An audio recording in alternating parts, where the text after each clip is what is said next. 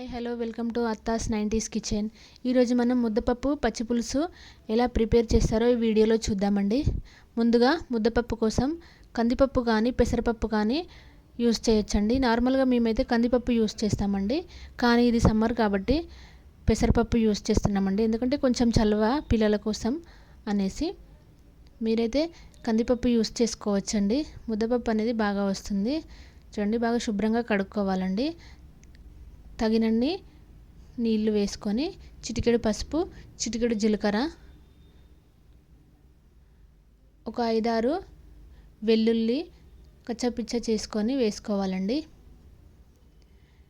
అలాగే ఒక 2-3 కరివేపాకు రెబ్బలు వేసి మూత పెట్టుకొని 2-3 విజిల్స్ వచ్చేంత వరకు మీడియం ఫ్లేమ్లో పప్పు అనేది బాగా ఉడకనివ్వాలండి.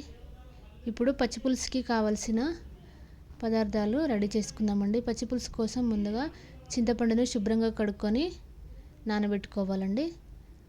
చూడండి, ఒక 2-3 నిమిషాలు నానింది అంటే రసం అనేది ఈజీగా వచ్చేస్తుందండి.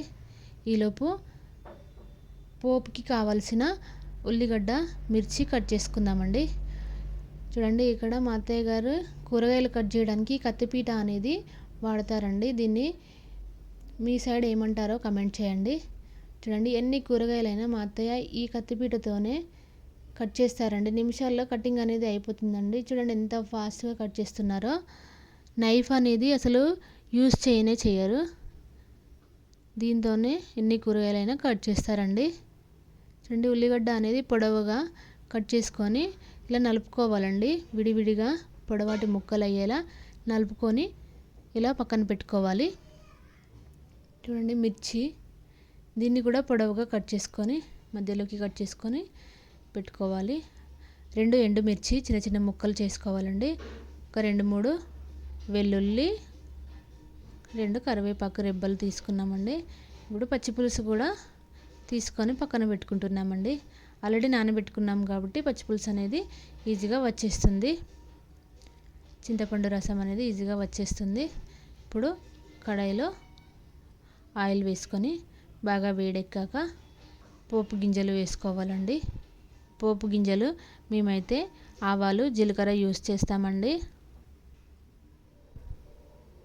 చూడండి, బాగా వేగాక ఎండుమిర్చి, వెల్లుల్లి, కరివేపాకు వేసి ఒక 2 నిమిషాలు వేయించుకున్నాక పసుపు, చిటికెడు మెంతి జీలకర్ర పౌడర్ వేస్తారండి. ఈ మెంతి జీలకర్ర పౌడర్ వేయడం వల్ల పచ్చిపులుసు అనేది మంచి రుచిని ఇస్తుందండి. చూడండి, మెంతి జీలకర్ర పౌడర్ వేస్తున్నానండి. ఈ మెంతి జీలకర్ర పౌడర్ కొంచెం వాటర్లో ఉడకాలి కాబట్టి ఈ పచ్చిపులుసు అనేది వేస్తున్నారండి. చింతపండు రసం కాసేపు వేసి కొంచెం సేపు ఉడికాక చూడండి, ఉప్పు రుచికి సరిపడా వేస్తున్నారండి. ఇప్పుడు ఈ మనం నలిపి పెట్టుకున్న ఉల్లిగడ్డలు అనేవి యాడ్ చేసుకోవాలండి. ఈ ఉల్లిగడ్డలు అనేవి ఫ్రై అవ్వద్దండి. జస్ట్ దాంట్లో వేసుకొని బాగా కలుపుకొని చింతపండు రసం అనేది యాడ్ చేసుకోవాలండి. ఎందుకంటే ఉల్లిగడ్డలు అనేవి వేగితే పచ్చిపులుసు టేస్ట్ అనేది చేంజ్ అవుతుందండి. ఈ పచ్చిపులుసుకి ఉల్లిగడ్డలు అనేవి మెయిన్ అండి. అంతే, పచ్చిపులుసు రెడీ. ముద్దపప్పు అనేది ఉడికిపోయిందండి. చూడండి, దీన్ని పప్పు దువ్వతో బాగా మిక్స్ చేసుకోవాలండి. కరివేపాకు అనేది పప్పులో మొత్తం మిక్స్ అవ్వాలి. మొత్తం మిక్స్ చేసుకున్నాక ఇలా చేసుకున్నాక దీనిలో చిటికెడు పచ్చిధనియాల పొడి, రుచికి సరిపడా సాల్ట్ వేసుకొని బాగా మిక్స్ చేసుకుంటే సరిపోతుందండి. చూడండి, అంతే అండి, ముద్దపప్పు పచ్చిపులుసు అనేది రెడీ అండి. ఇది ఎంతో టేస్టీ మరియు చిన్నపిల్లలు కూడా చాలా ఇష్టంగా తింటారండి.